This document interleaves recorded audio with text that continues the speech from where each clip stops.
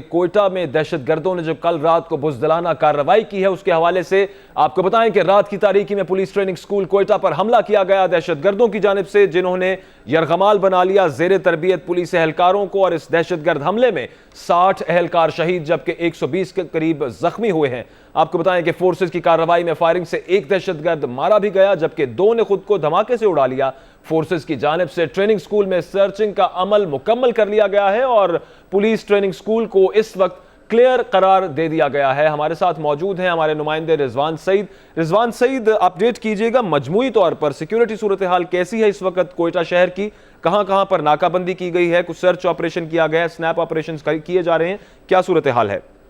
हाँ जी बिल्कुल, गुज़श्ता रात जब ये वाकया रूनुमा हुआ जिसके में दहशतगर्दों ने पुलिस ट्रेनिंग को निशाना बनाया, उसके बाद हमने देखा कि जैसे जैसे यहाँ पर ऑपरेशन में तेजी लाई गई, उसी तरह कोयटा शहर में भी जो है वो सिक्योरिटी के इंतजाम को मजीद सख्त कर दिया गया। सबसे पहले तो जैसे ही ये वाकया रूनुमा हुआ था उसके फौरी बाद कोयटा शहर के दाखिली व खारजी रास्तों को जो है वो मुकम्मल तौर पर सिक्योर कर दिया गया था और किसी को भी वहां से बगैर चेकिंग के जाने और आने की इजाजत नहीं दी जा रही थी। साथ ही साथ कोयटा शहर के मुख्तलिफ मकामात पर जो है फ्रंटियर कोर, बलूचिस्तान और पुलिस के नाकाजात में इजाफा कर दिया और पेट्रोलिंग में भी जो है वो इजाफा कर दिया गया था। मुख्तलिफ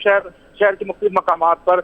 जो नाकाबंदी की गई थी उसमें लोगों की जो शहरी थे उनकी भी चेकिंग की जाती रही ताकि किसी भी किस्म के जो है वो मुश्तबा शख्स की को हिरासत में लिया जा सके। इम्कान यह किया जा रहा था कि ये जो दहशतगर्द इस वक्त जो जिन्होंने दहशतगर्दी का ये अमल पाया तकमील तक पहुंचाया, इनके सहूलतकार भी शहर में मौजूद हो सकते। इसके पेश नजर भी हमने देखा कि शहर के मुख्तलिफ मकामात पर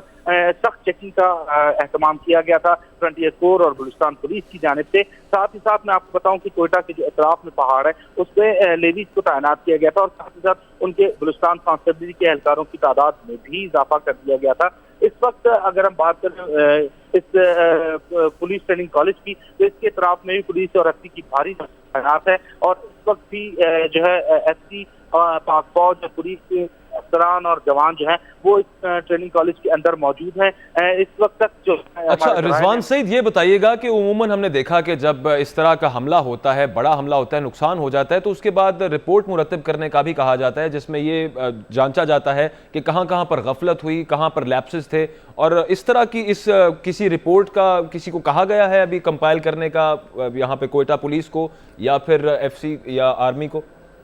जी बिल्कुल, इसमें ऐसा है कि गुज़श्ता रोज जब ये वाकया रूनुमा हुआ था उसके फौरी बाद वज़ीर आला बलूचिस्तान ने IG पुलिस बलूचिस्तान को ये अहकाम जारी किए थे कि न सिर्फ इस ऑपरेशन में तमाम तर वसाइल बरोज़गार जाए बल्कि साथ ही साथ इस ऑपरेशन को मुकम्मल करने के बाद तमाम मुहर्रिकात पर मबनी एक मुफस्सल रिपोर्ट जो है वो पेश की जाए ताकि इस वाक़े में जो अनासिर मुलविस है उनके ताल्लुक समेत दीगर तमाम चीजों का बगौर जायजा लिया जा सके। गुज़श्ता रोज चूंकि इस ऑपरेशन को मुकम्मल करना, दहशतगर्दों को उनके मंतकी इस्लाम तक पहुंचाना और इस वाक़े में जख्मी होने वालों को रेस्क्यू करना से अहम काम गर्दाना जा रहा था, तो वो अमल मुकम्मल हो चुका है। आज ये इम्कान जाहिर किया जा रहा है कि आला सतह इजलास भी तलब किया जाएगा वज़ीर आला बलूचिस्तान नवाब सनाउल्लाह खान ज़हरी की जानिब से, जिसमें न सिर्फ वाक़े की मुफस्सल रिपोर्ट पेश की जाएगी बल्कि तमाम तर पहलुओं का जायजा भी लिया जाएगा। जहाँ तक बात की जाए इन दहशतगर्दों के हवाले से, तो मैं आपको बताऊं कि फ्रंटियर कोर बलूचिस्तान के IG major general Ejaz Shahid ने इस बात का अंदिया दे दिया है कि इन दहशतगर्दों का ताल्लुक जो है वो तंजीम के साथ जिसके ताने बाने जो हैं वो अफगानिस्तान से जुड़ते हैं, लिहाजा इस हवाले से उनका ये कहना था कि मजीद कुछ हम मीडिया के साथ शेयर नहीं कर सकते। उनका कहना था कि मजीद हम कुछ अभी मीडिया के साथ शेयर नहीं कर सकते। शुक्रिया रिजवान सईद।